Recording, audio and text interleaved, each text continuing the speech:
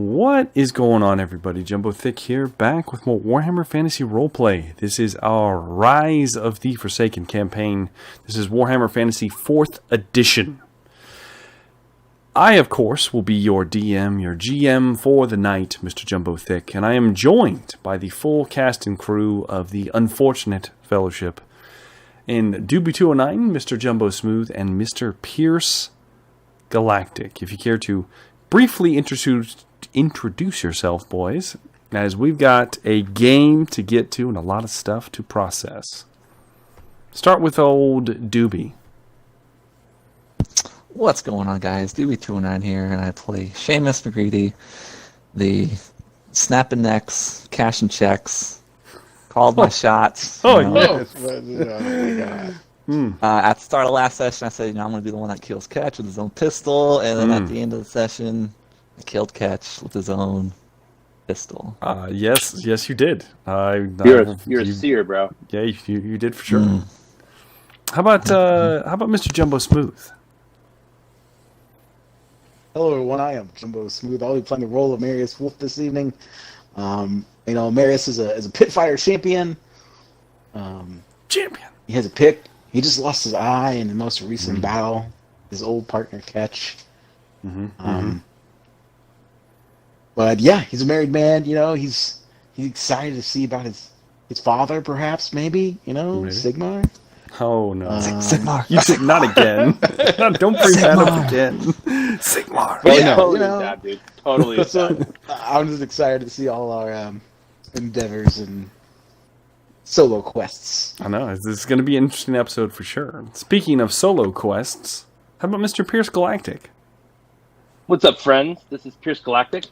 I'll again be playing the main character, the most loved character. Yes, Ragnar Bonneau.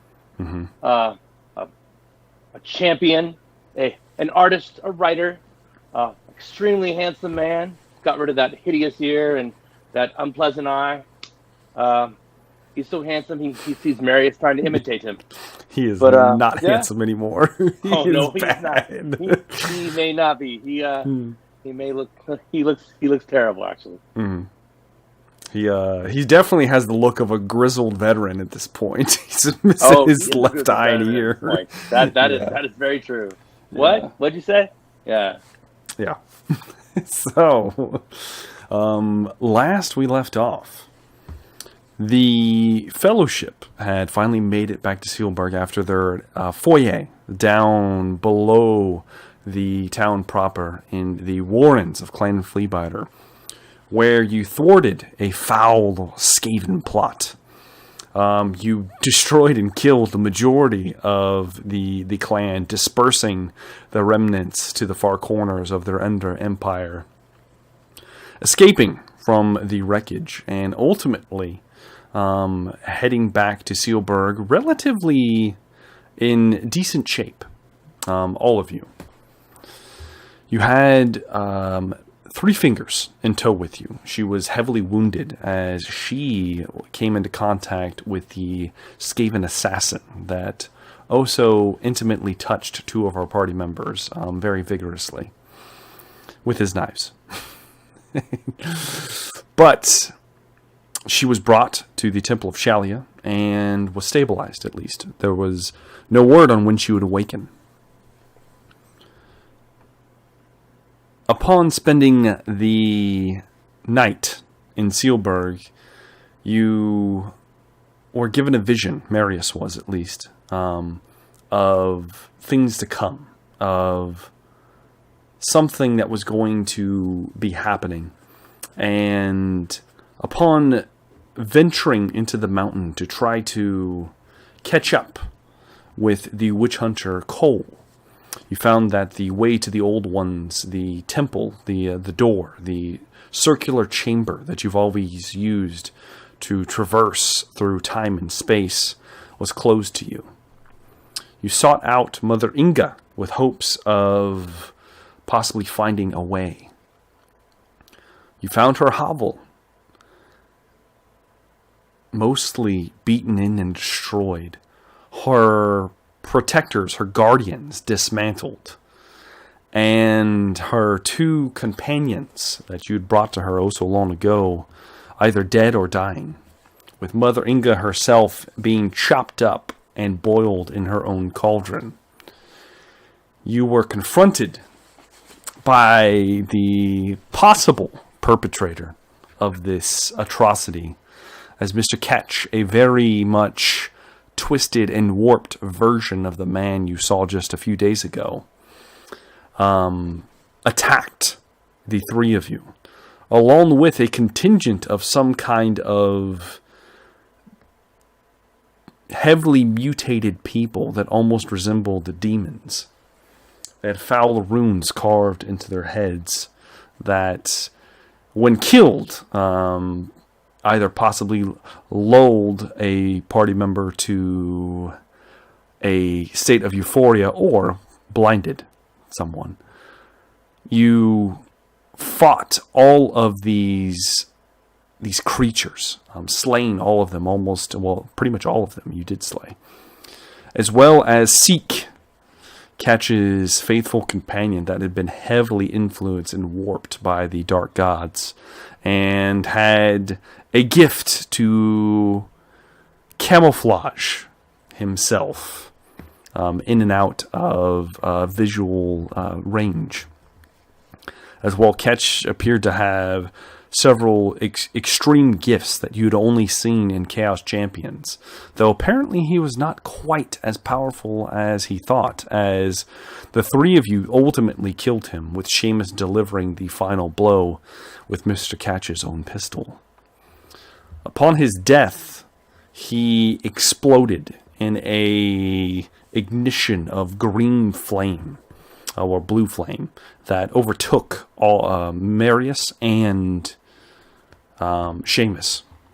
The 2 of you did manage to flee from the area, but you are heavily wounded, leaving Bragadine to attempt to comfort the dying woman, whom you never got her name this entire campaign, who was broken and bloodied, and delivered a final message from Mother Inga to Bragadine.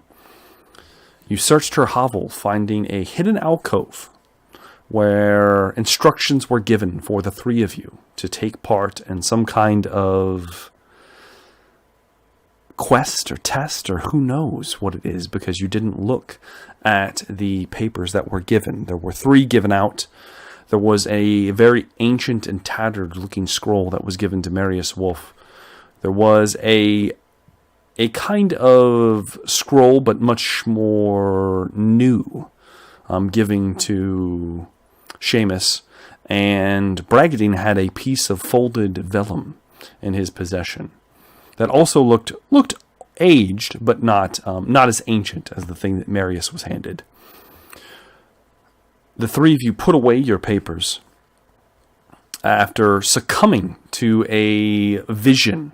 All of you were subjected to a final visit from Mother Inga through who knows what sorceress abilities, as there was a somewhat safety measure placed on this hiding spot that was released upon removing the stone to retrieve your items.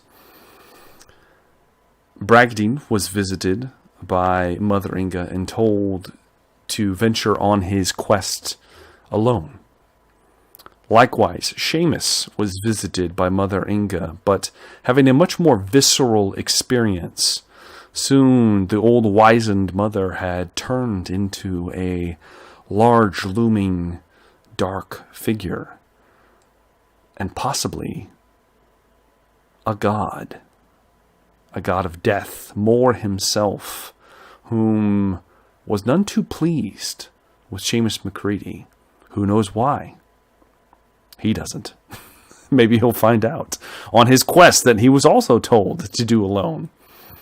And finally, Marius was also given a last conversation with Mother Inga, where he managed to grab a hold of the ancient woman before she slipped out of existence, also telling him that he must complete his task alone. Seamus was rendered unconscious at the end of this vision, and he would not wake no matter what you did. So you brought him to the Sisters of Shalia to lay to rest, and some would say by a twist of fate, he was laid in the same room as Three Fingers, where they are currently resting. And that brings us up to speed. So, here is what we are going to do. We are actually doing endeavors because you have completed your adventure under the, to basically eradicate the Foul Rat Man and discover what is plaguing the city of Sealburg and what your next step will be. Yes, Mother Inga also imparted wisdom that the chamber of the old ones would be active during, I can't pronounce this, it's German, Geheimnisnacht? I can't say it. We're just going to call it I can't. Someone in the comments tried to do it. I know. I tried to read it. I tried to spell it, bro. I can't do it. Like, Can't do it. Okay. So I apologize, but that's the best you're going to get out of me. For now, I'll do my best not to say it again. But it is 1 week away, leaving you with not much time to complete your quest for Mother Inga and also make any preparations you need to make. So we are doing endeavors. You do have a week's time. You will each get one endeavor and and be able to still complete your quest at the same time. So we will start with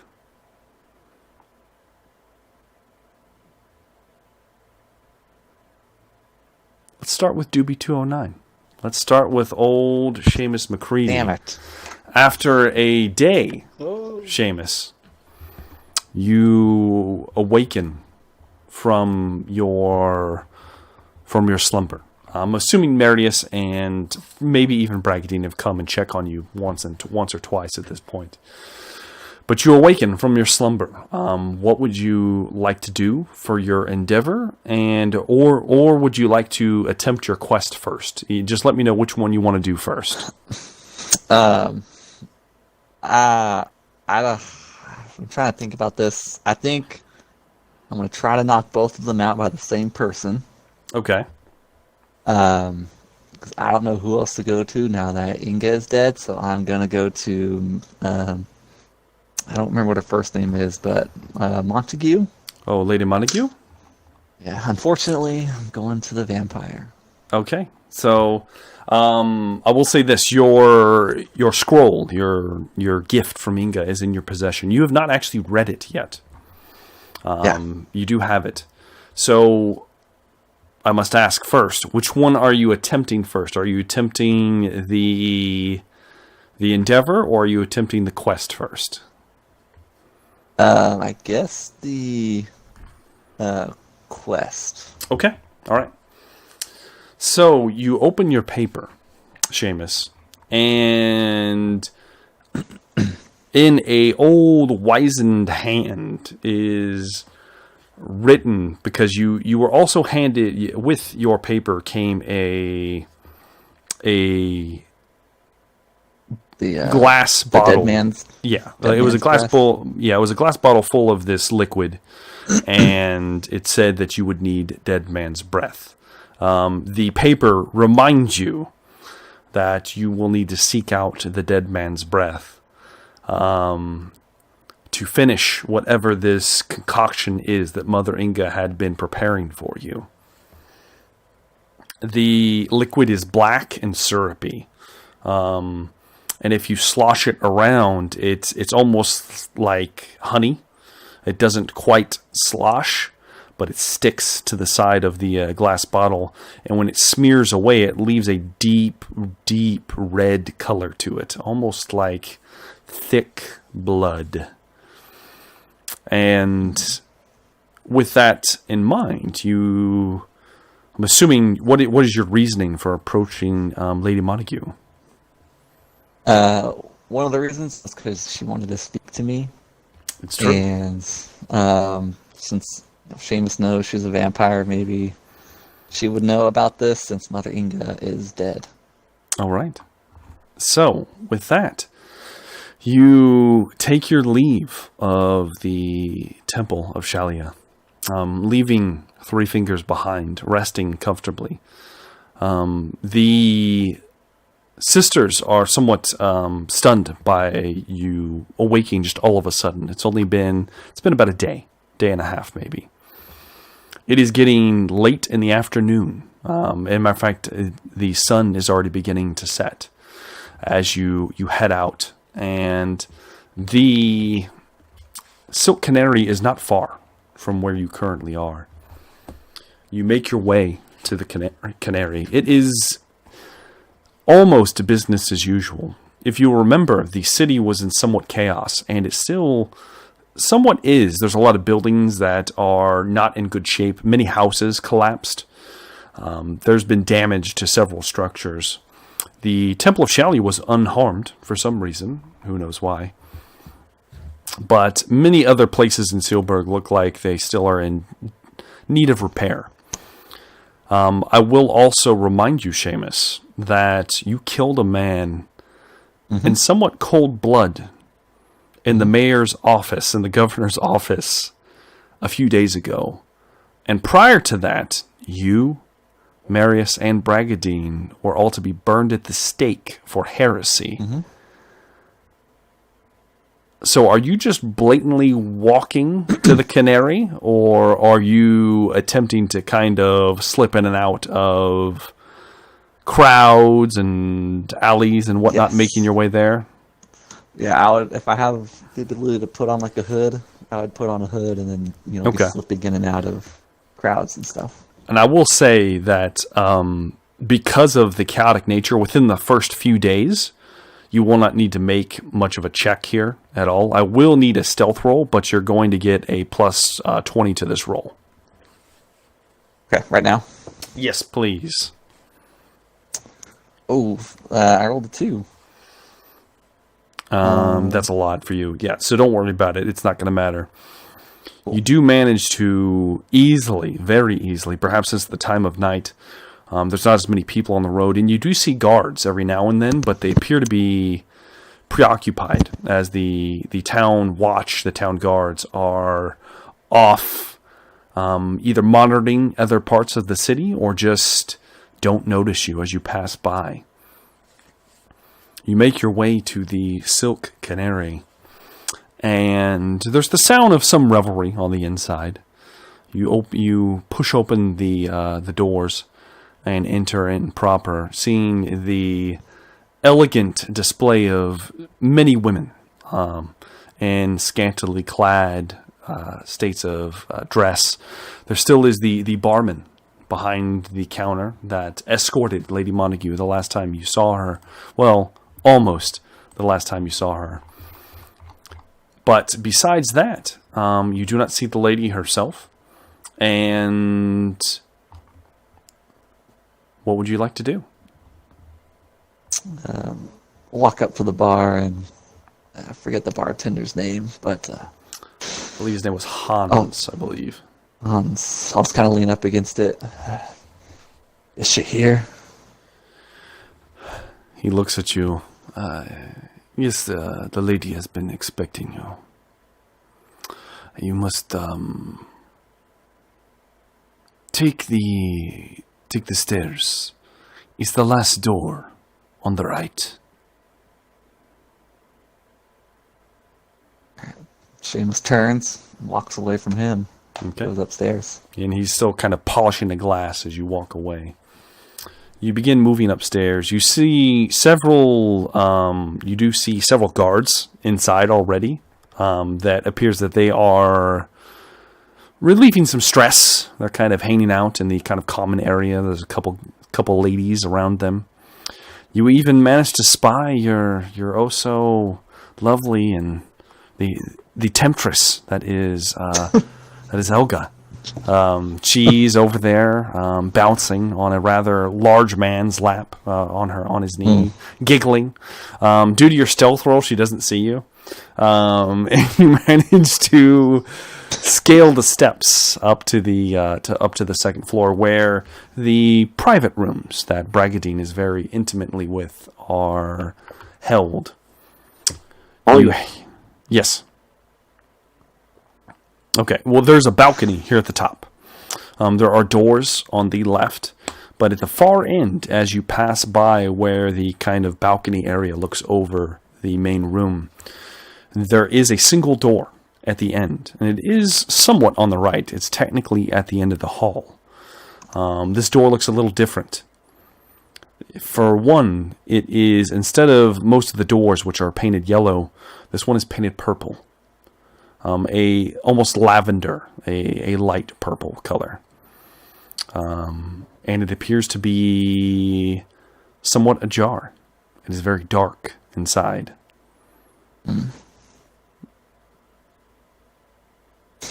I'll give like 2 knocks on the door and then walk in. You open the door, and the window, there is a window in this room, is open. There's a little bit of a breeze bringing in the foul smell of outside air, or at least it would be foul, except that there are many candles around this room that have been lit, casting very dim light in very aspects, creating strange shadows around the room.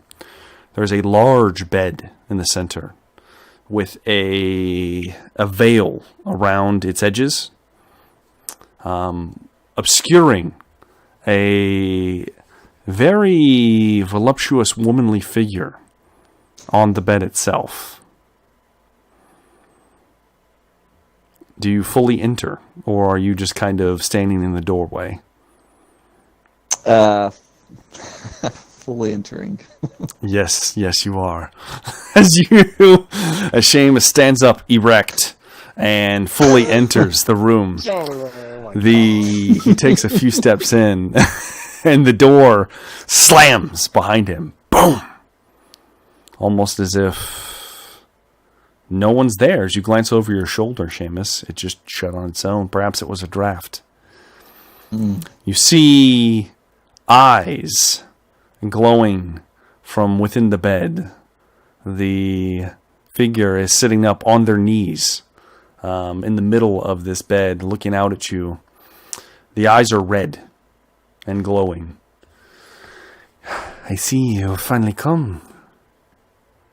Have you come to parley, or have you come for something else? Something else. Oh, I see. What is it that I can do for you?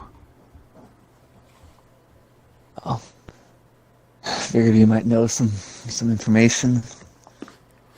And you said you needed to speak with me as well.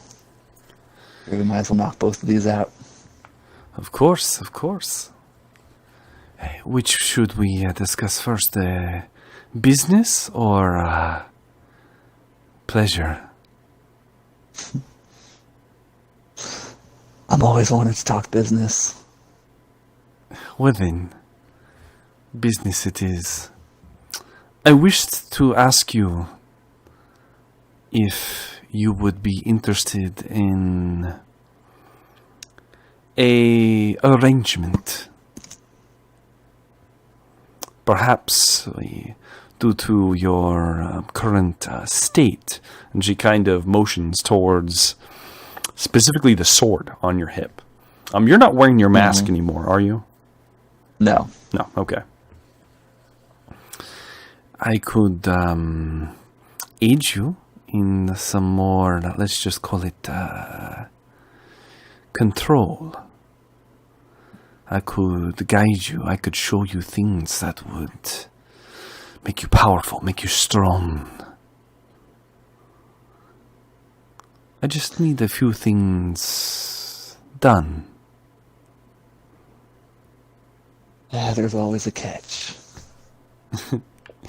Well, this is the way of the world, is it not? What did you have in mind? Well, I would need you to take care of let's just call him a thorn in my side. A foul creature that deserves punishment. Sadly, I cannot do it myself. But one such as you should have no problems.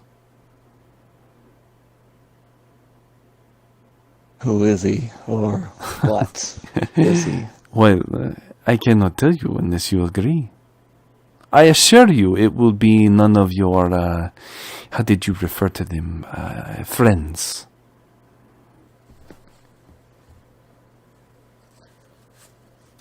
It can't be that bad. I've already killed a man in public. Well, do we have a cord? She flashes a grin with O2 sharp teeth. Mm-hmm. How do I know when I get this done you're not just gonna rip my throat out? Oh, I couldn't do that. Not to such a pretty face. So what, you'll turn me into one of your minions like you did Bragadine? He is but a weak man. You are something much, much more. You are special. You are strong. And she seems to be almost like drinking in your scent. Very masculine. Right. Well, let's say you have a deal. Yes. Now on to pleasure. What is this you ask of me? I'll set the bottle on like a little table, nightstand or something. Mm-hmm. As far away from her as I can be, though. Okay, I will say you be at the edge of the bed, and she's kind of sprawled out at this point on her back. She's wearing almost nothing. Very much like thong bikini style, with very little left to the to your imagination. I'll put the bottle down. I need you to help me with this. Hey, so what is this? Is this some... And she stops for a moment. Her eyes narrow. Oh, I see. Where did you find this? Would Seamus know who he spoke to in that vision? As far as the massive figure? Would he know that, would he know that was like a deity? You would probably have a firm grasp. You've seen depictions of Moore. He's all over the garden itself. The Knights of Moore, the black-clad guardians, have his almost likeness embedded onto their armor. So you would be able to put together that, yes, you at least thought you saw. If it was just a fever dream, you're not sure. But you have a pretty good idea that you did, in fact, see the god of death. I got this from an old friend. Something about dead man's breath. Yes, that appears to be the only thing you lack. Lucky for you, that's something I have. But likewise, my oh so beautiful, lovely, succulent man, everything comes with a price. I will give this to you if you agree to one condition. And what would that be? You must stay the night with me. And do what? Watch the room for you? Oh no. You must stay the night with me in this bed.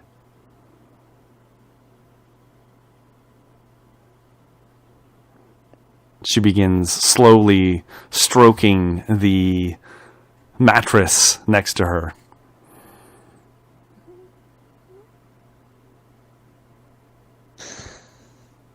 That seems rather a simple thing you ask of me. Oh, it's, like I said, pleasure.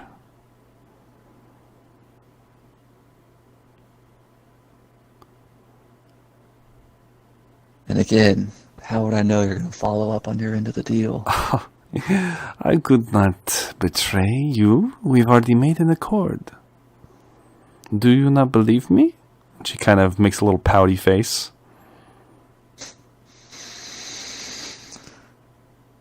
I've killed a couple of your kind before. Every time I come across them, it's never a good situation. Well, you and I have more in common than you realize, headsman. Come now.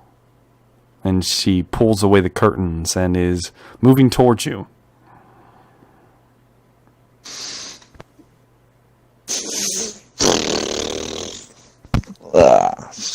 I stand still. Okay. She gets within inches of you, smelling you, draping her hands across you, moving around you. What's your decision, Seamus? I'm standing still. I'm not moving. Come now. I need to know. Do you wish to make this bargain, or do you seek some other venture? Perhaps someone else will help you if you do not find this to your taste.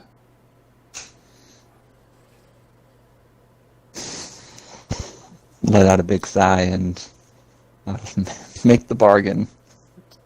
Yes, you do. And as you begin to unstrap your armor, we fade to black. Oh God. Oh God, indeed. Totally worth it, bro. Oh, Sigma. Totally did it. Wait Don't till worry. Maris hears about this. Don't worry, Bragadine's been there. It's fine. he's in that same bed. It's great. Yeah, clean up after me.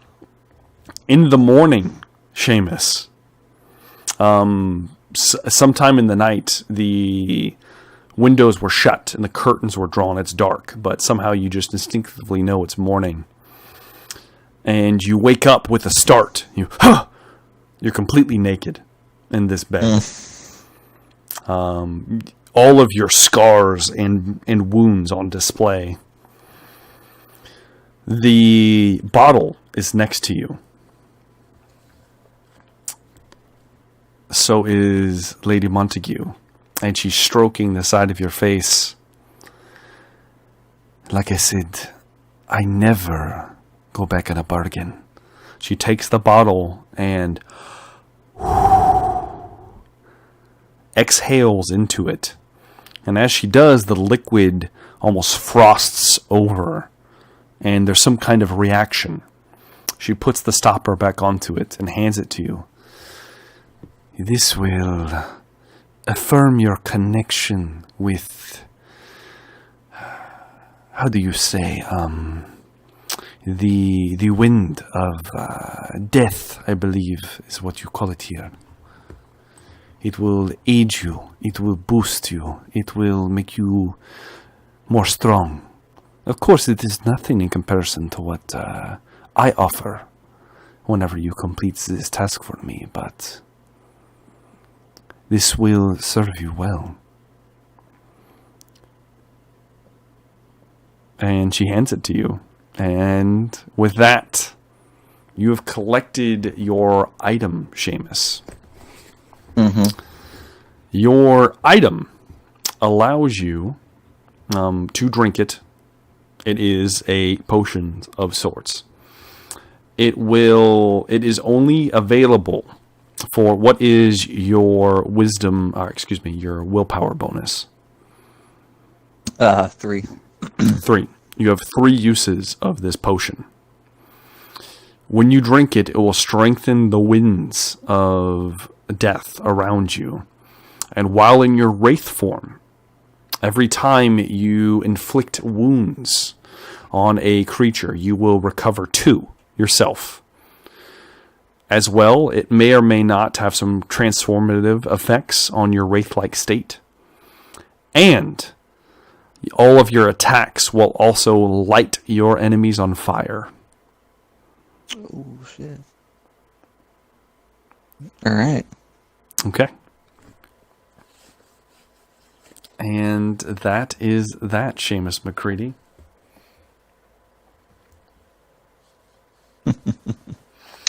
That brings us... well, did you have anything else?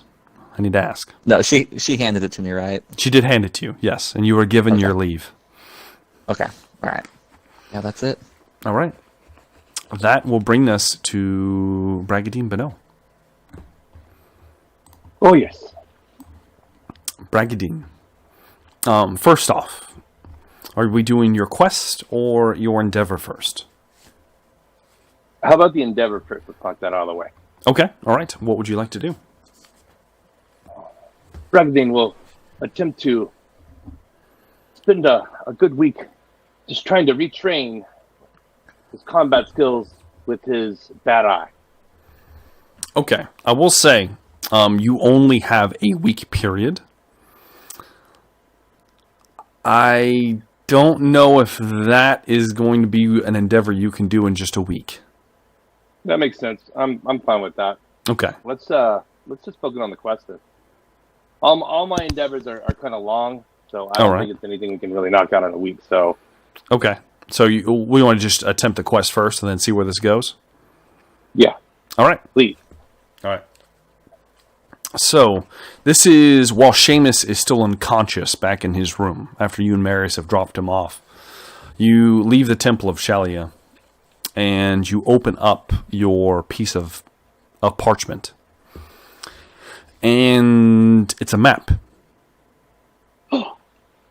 It shows a location to the west of Sealburg. Looks like it's about a day's ride. Well, almost a day and a half, 2 days ride from Sealburg out into the wilderness, into the woods, in fact.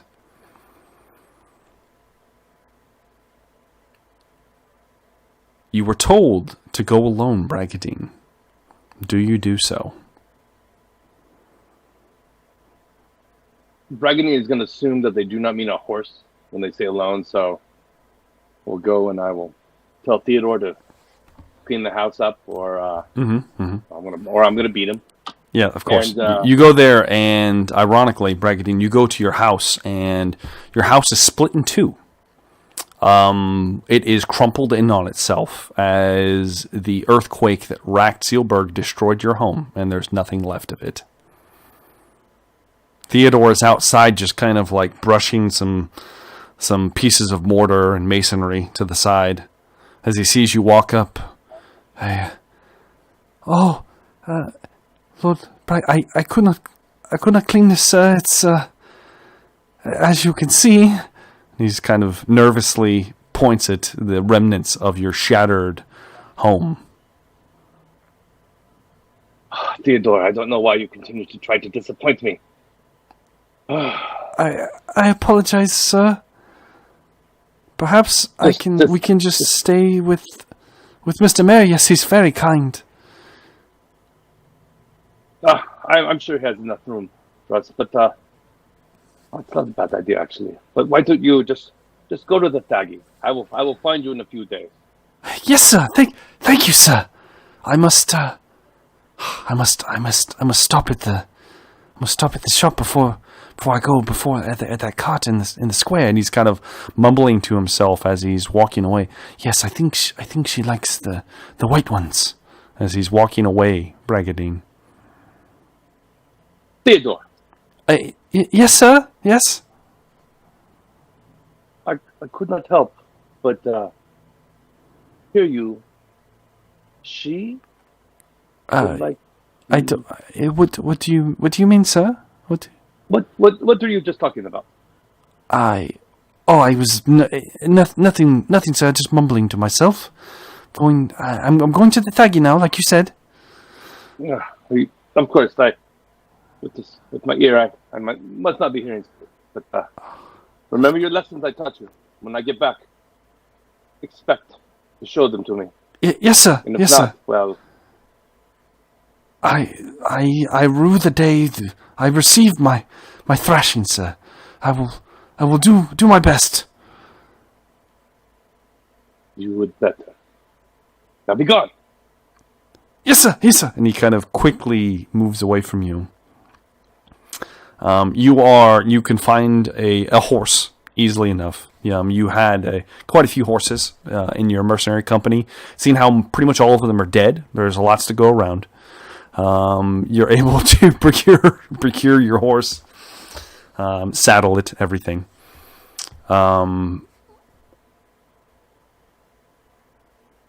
You begin to make your way. Now, I will say, Bragadine is not exactly a woodsman. So, are you just, like, venturing out? Or are you going to, like, ask for directions or anything? Does Braganine have someone who might be that he trusts to give him directions besides the boys? There's the boys. I will say you probably used to have some people in your company that would have helped you out quite a bit.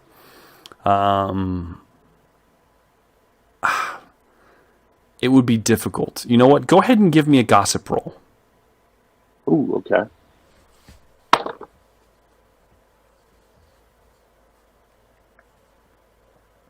You know what? We're going to use a fortune point. Okay, use your fortune point. Oh, okay. Fantastic. I rolled 9 under 70. 9 under. Okay, good. Very good. So you essentially ask around for people that know the surrounding area, and you're pointed in the direction of a few hunters that have made a little bit of a living for themselves out hunting small game, rabbits, the like, things like that. Mm-hmm. And there's an older one who looks like he's like this old withered figure. He has gray eyes, like many of the locals do. Very sparse white hair. He goes by the name of Claude. And interestingly enough, you see as he's speaking with you, Bragadine. Well, first off, he's missing several teeth. He's not in a very good hygiene state. Very poor man, in fact. Mm-hmm. But he definitely gives you good directions. But you do notice that as he's giving you directions and he's kind of like pointing at the map, you see that on his left forearm, as kind of his tattered shirt kind of slips, that he has a tattoo on his forearm that looks like a dagger. It looks like it's made out of like bone.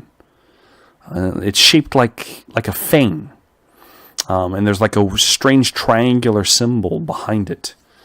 And you see it for just a moment as he's giving you directions. But he informs you of where the place is and that no one goes there because it is said to be haunted.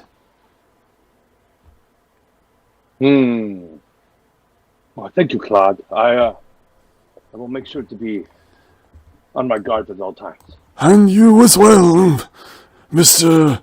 the Bold, is that what we call you? No matter. You have heard of me, yes. Of course, everyone has. You're quite boisterous.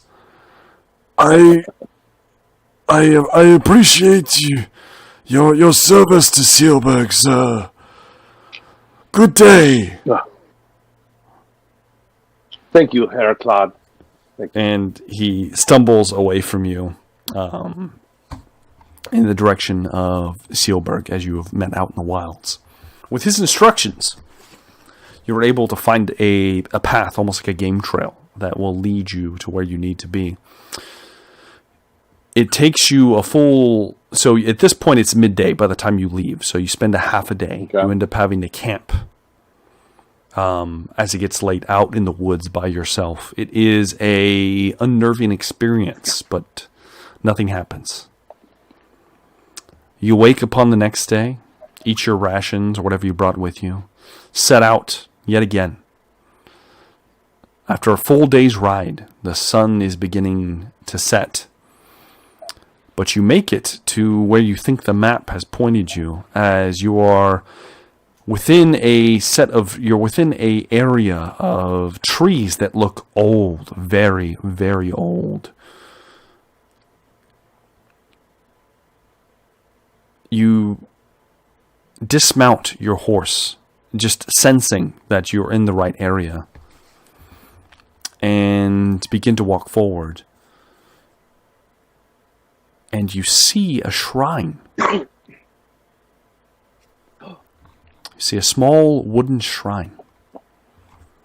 And as you approach it, you see that there are candles that have been lit.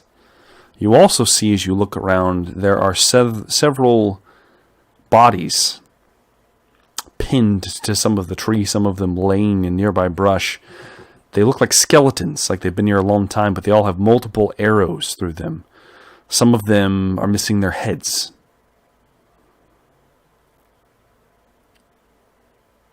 Is there anything unusual about the arrows?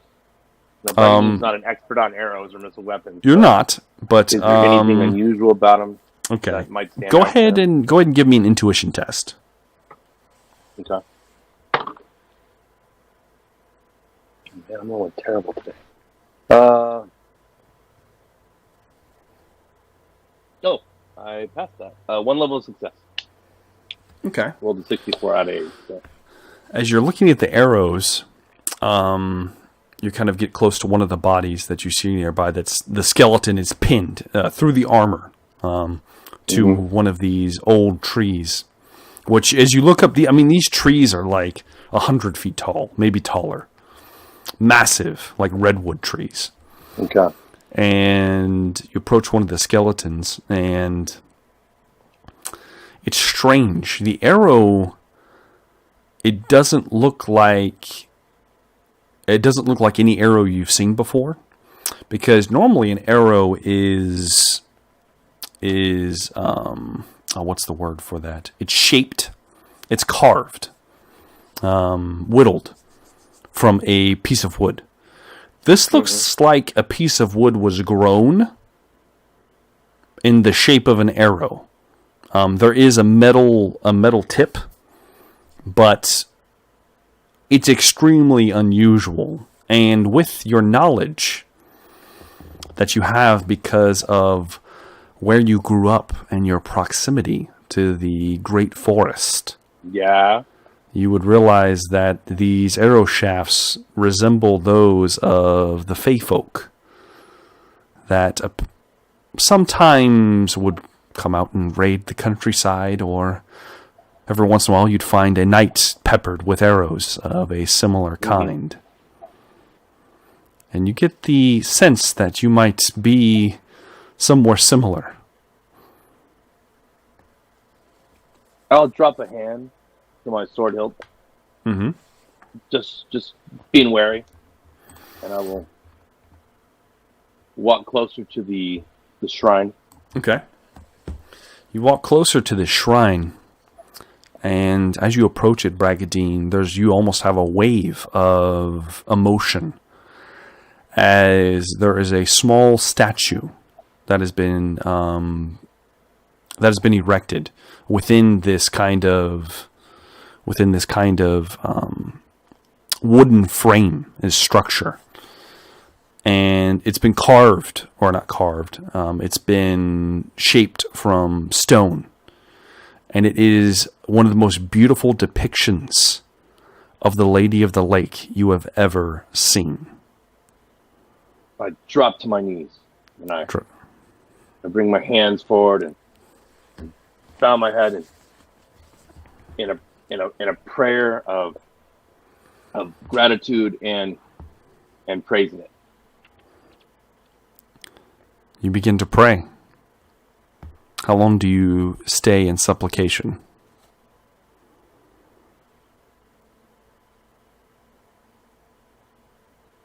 A while. Okay. Yeah, let's see, maybe like 10, 20 minutes. I mean, he takes a while just really trying to commune and really try to see if I can feel the spirit of the lady.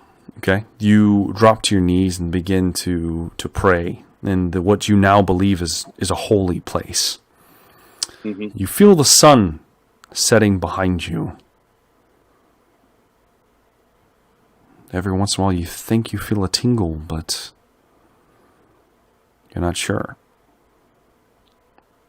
The sun is set at this point. Darkness is all around you. There is no light. Mm-hmm. What are you doing, Bragadine? So I can't see it all.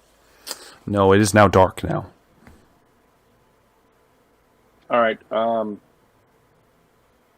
I will probably see if I can stumble back to my horse and grab my bedroll. Yes, easily done. And then, in a way that I don't want to see like I'm just laying down there to take a nap in front of the shrine, maybe to the side. Mm-hmm. The utmost reverence. But Mm-hmm. I will, and I'm not going to light a fire. It's been so long since I've had an opportunity to really commune with the lady that I will lay down and sleep as to the side, as close to the shrine, without being in a way that Bragadine would see as disrespectful. Okay, that is fair enough. You kind of take up rest here near the shrine. You lay down, and it takes a little while for sleep to take you because this is an unnerving place. But go ahead and give me a cool check, Bragadine. All right. Let's see how quickly you fall asleep. I rolled good. I got a 24 under 70. Okay. So that's 4 levels of success. With 4 levels of success, you're able to keep the noises of the forest at bay, not heeding them. The occasional breakings of twigs. Your horse neighing every once in a while is also beginning to rest. And sleep takes you, Bragadine. However, at some point, Bragadine, you feel something. As you are awoken, as a steel hand is clamped around your throat, and you are dragged out of your bedroll at a quick pace. You are currently grappled and being choked and being dragged by a rider on a horse through the woods. What would you like to do, Bragadine? Is there enough light for me to see the rider? It is daylight now. Okay. What does the rider look like? Go ahead, and are you attempting to just like take stock of who's choking you right now? Bragadine will put his hands up to his neck to try and at least just pull the digits, maybe enough to breathe. All right, you grab a hold at the same of. time, Yeah, go ahead. Trying to see if I can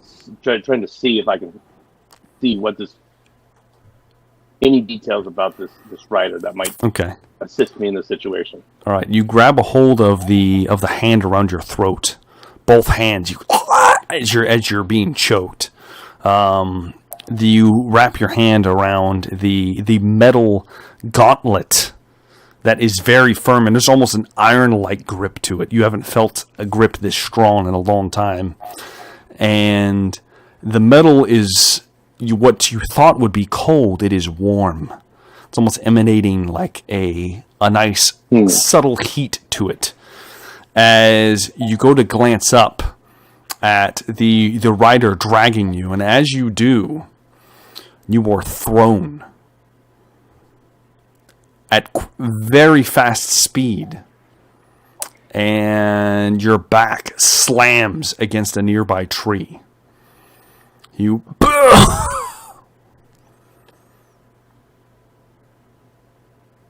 only take 5 wounds, which you can reduce by your toughness and your armor. Minimum of 1. Okay. You do have the breath knocked out of you for a moment as you and you hit your knees. And as you glance up, Bragadine, in the light silhouetted, you see what appears to be a knight. His armor is ancient and intricately carved. His horse is of a strange look to it. Very big. Almost like the steeds of Bretonia. The knight steps down, dismounts from his horse. Boom! Silently. You see that the armor is green, emerald colored. He has a shield with the sign of the lady upon his left arm, and he unsheaths a blade that glistens green, emerald. Behind the helm, you don't see features, but you do see 2 glowing eyes as the Green Knight stands before you. A test. What do you do, Bragadine? Marbles. Yeah. In Bretonian, I cry out, please, noble knight, I was just here to pay homage and worship the lady. Why have you attacked me? His sword is drawn, and he is stepping towards you, Bragadine. Silently. Step after step, closing the distance. I stand up and I draw my sword. I bring it up to my face. I kiss the hilt. My lady, protect me and help me. Help me best this noble warrior so that I may beat this test. Go ahead and roll initiative, Bragadine. Not bad. 13. Okay. Bragadine, you get to go first.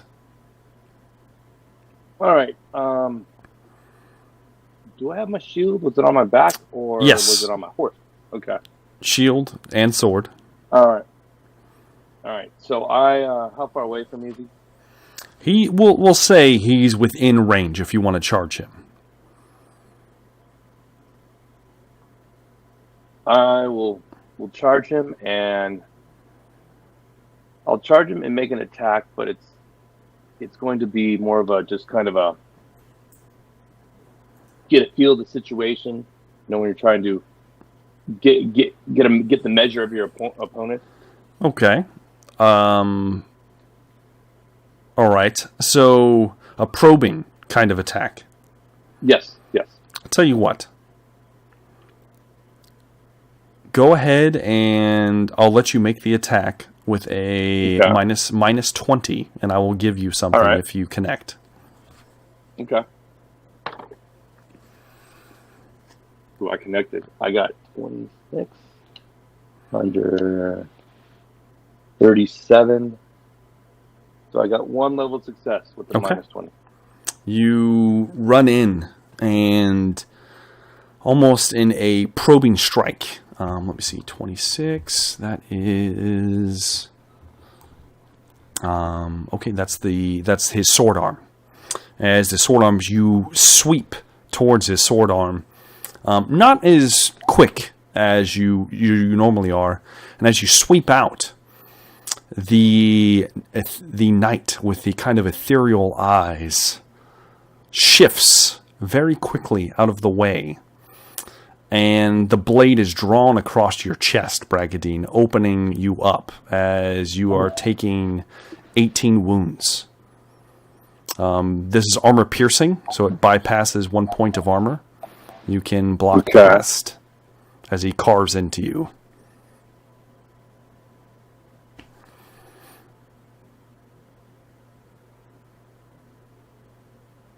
All right.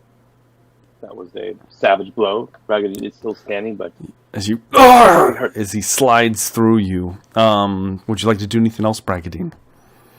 now that I definitely see that this is a serious attack, I will prepare myself to defend myself.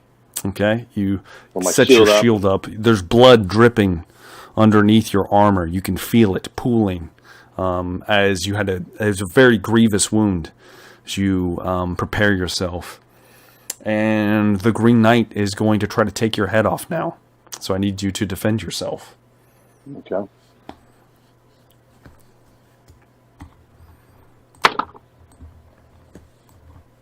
Do I have momentum from the attack? No, you do not, because you No, got that's hit. right, 'cause I didn't He get has that. momentum, actually. All right. I bet he does. All right. I got 74 under 77. All right. Let's see here. Let me roll my D100. All right, Bragadine. He's going to sweep in low for a critical hit to your left leg. You can choose to shed some armor, or is this even going to matter? Do you have enough wounds to No. recover from this? Okay, you don't. No. So, Whatever it is, it'll be too much. so you have a choice here. Do you have any fate points left? I do. You can choose, if you want, to use one to have this blow miss, or you can just take it.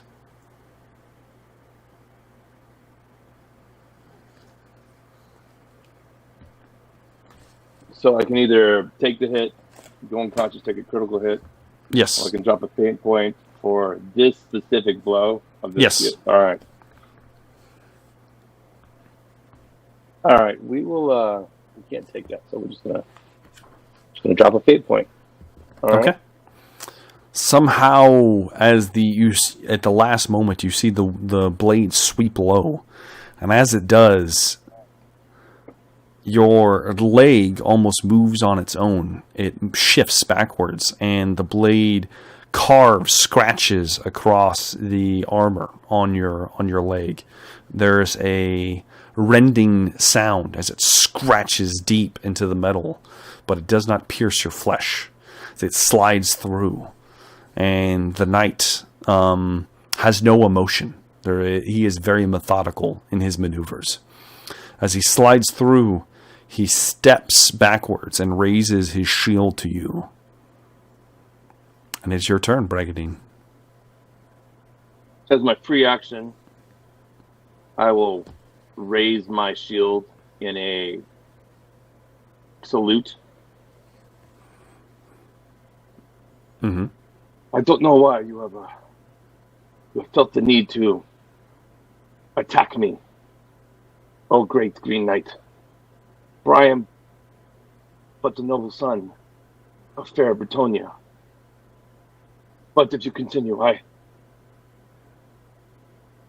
I will not let this dishonor stand, and I would rather die in combat,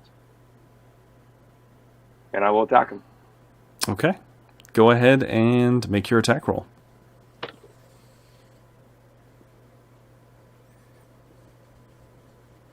Now, when we play D&D, and I roll one of these, I always jump up and run around the table. Can't do that here. No, you can't. But bro, it's a single digit, and it's a critical. All right. That's All what I right. just rolled. That's right. All right. So that would be. Roll me a 7 D100. We'll see where it hits. Mhm. Oh man, the lady really blessed this dice here. Let's see. Another critical 22. No, you don't get double crit. You get one crit. But yes. So that's right. the left arm. How much damage was it?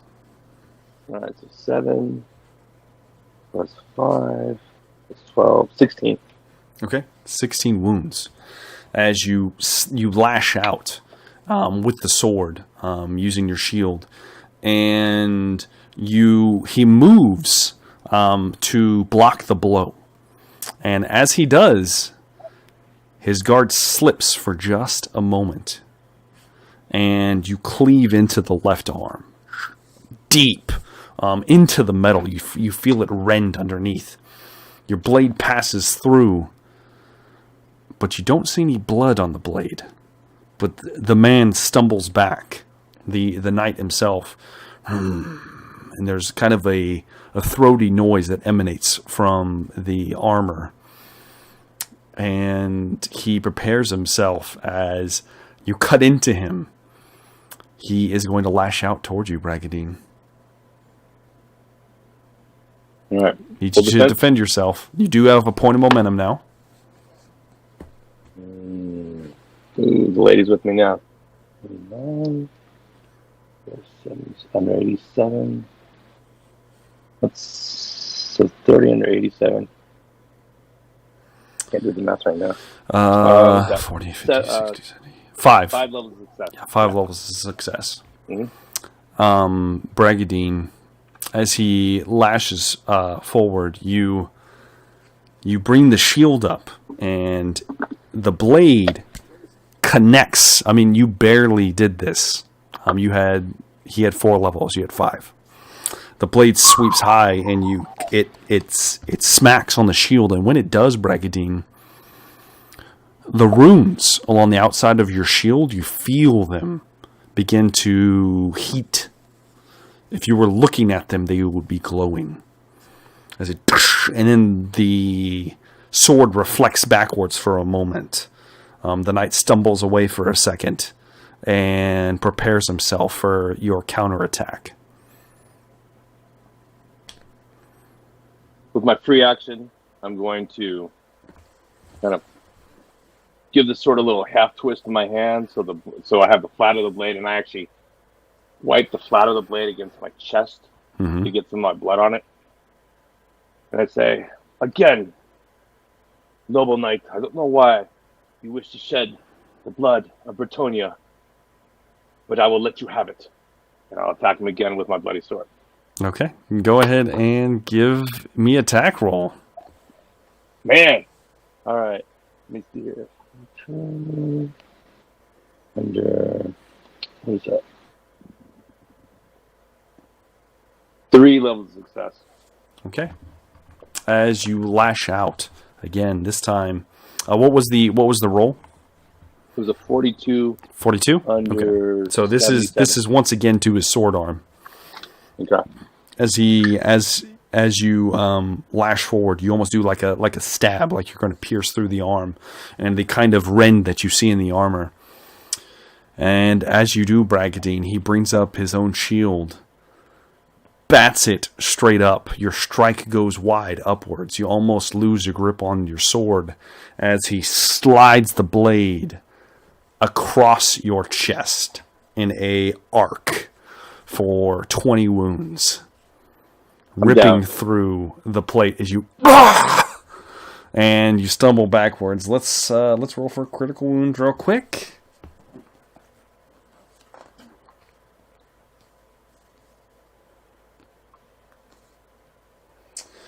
As he slices into you, Bragadine, he cuts so deeply, he cuts near your heart, and one of your arteries is severed. You have 4 bleeding conditions. And you are in the throes of dying as you are rendered unconscious. You fall backwards, and your last moments, you're blinking, breathing heavily. You feel the knight walk towards you, looks down, and just shakes his head. And then you know nothing, Bragadine, as everything goes black. Damn. How was Bragadine supposed to defeat the Green Knight, bro? You wake up, Bragadine. You wake up, and you clutch at your chest. Your armor has been torn. There's blood everywhere. There's no wound.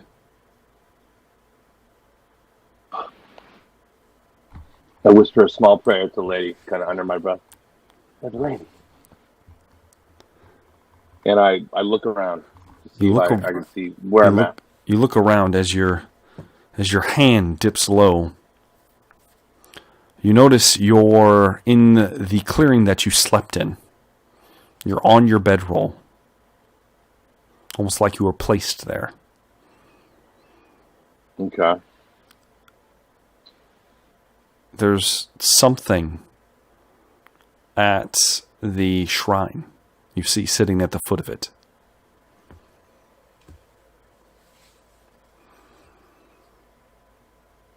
I will get up and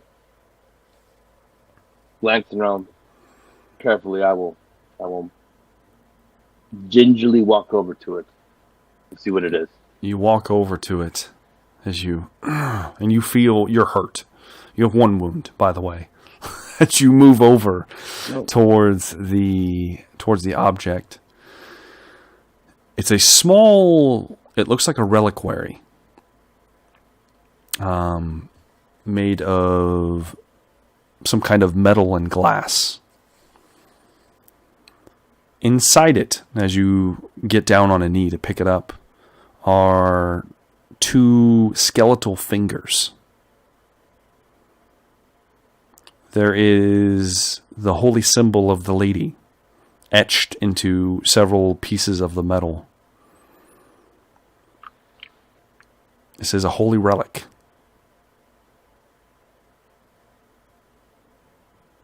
I pick it up and I lift it with both my hands above my head. And I thank you, lady. I don't know why you have graced a simple Plutonian like me, but I will honor you, honor this gift, and do you right. As you hold it, Bragadine, you feel energy inside of it. Similar to Seamus McCready, you can now do something with this reliquary. What is your willpower bonus? 5. 5. This relic of the lady will allow you to cast a protective spell upon yourself. Only your willpower bonus of times. So you can only cast this 5 times. The spell will coat your body in armor. You will have to make a spellcasting check. Okay. Minimum of 1. And there's extra effects that you will find out in combat if you ever do so. And it coats your entire body.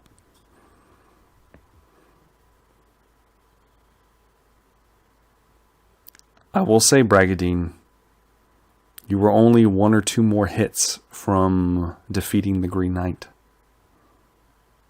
Oh shit, you been grab that, bro. It was only a couple more hits and you would have beaten him. Unfortunately, that was not the case. But apparently the lady, or I should say the viewers, showed mercy on Bragadine Bonneau, and you still receive a boon.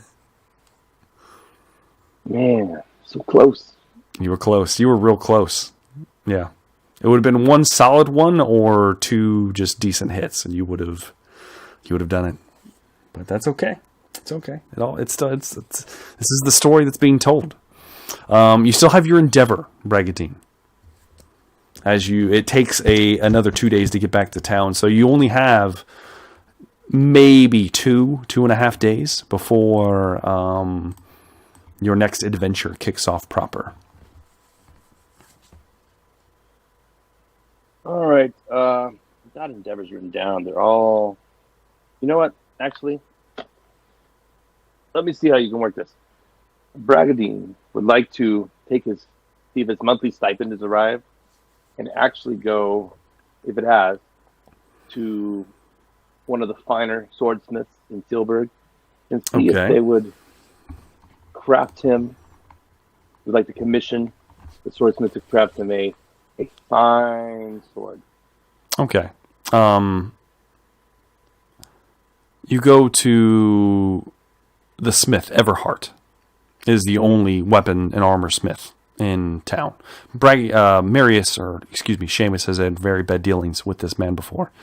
He is not pleasant, but you approach the man as he's smithing, and you instruct him to make you a fine sword in 2 days.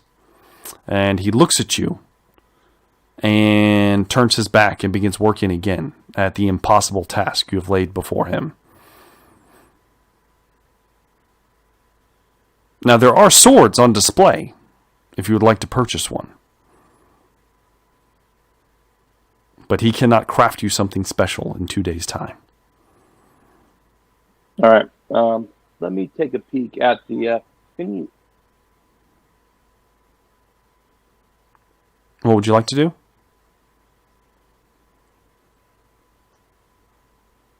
I'll take a gander at the swords available. Okay. He has, for the most part, they are in the style of the Empire. He does have, ironically, he has a few rapiers, and they look very ornate, and one of them is silvered. That one's kind of tucked away, but you do manage to see it.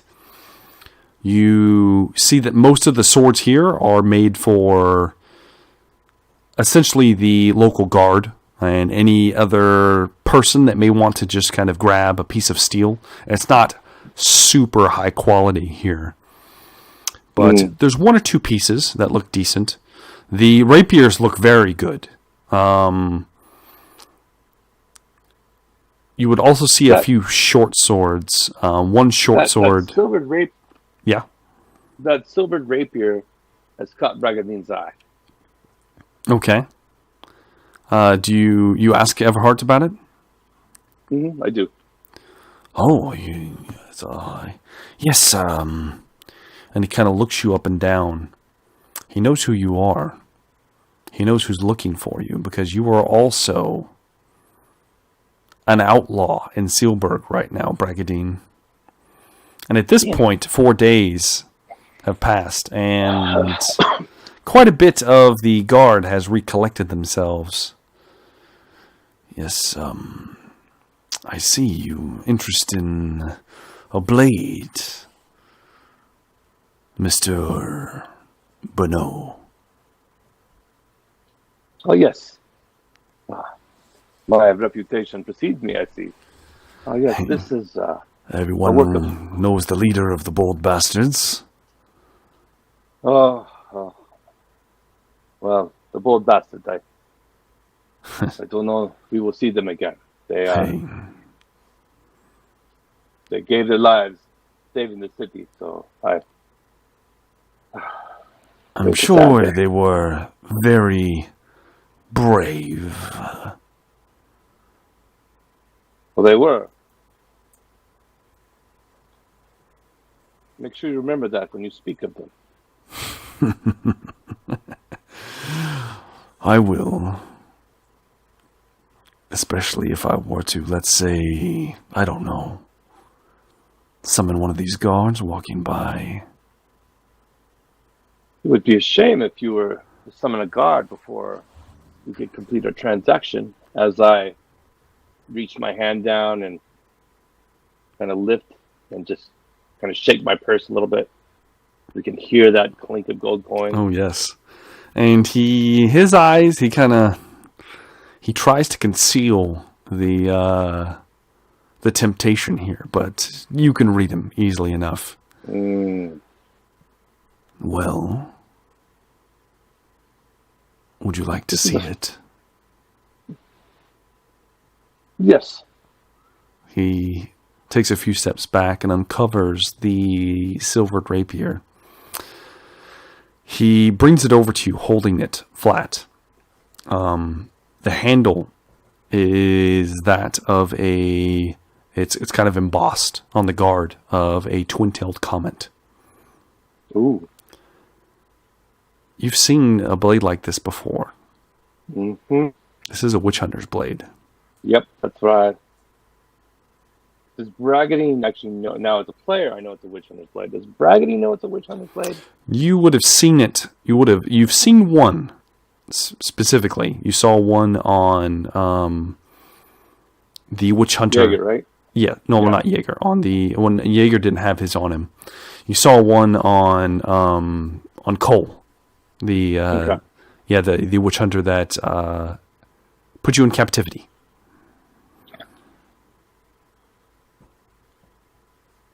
Not a bad piece. Although, not so sure you actually crafted this, since I think I never these are claimed similar I to did. this. What would you want for this piece?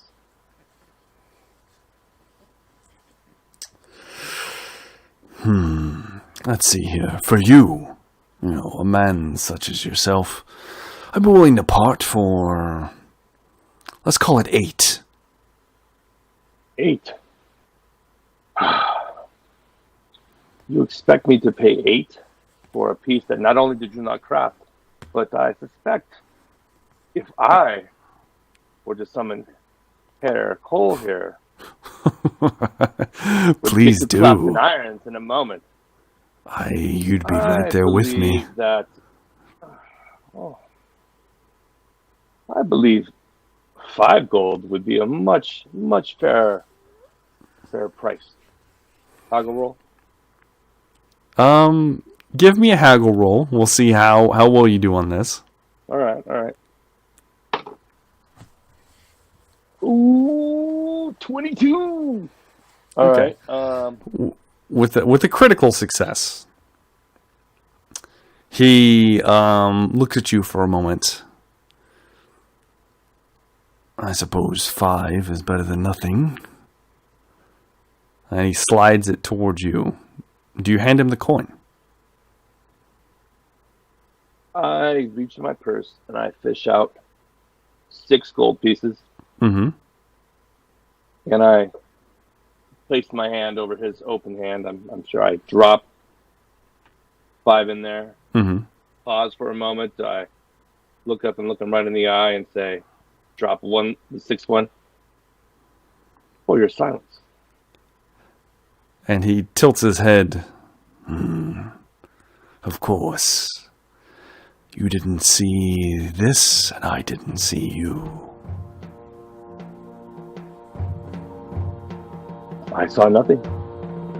And he turns his back to begin working on the smithy once again. And that is where we're going to take our first break.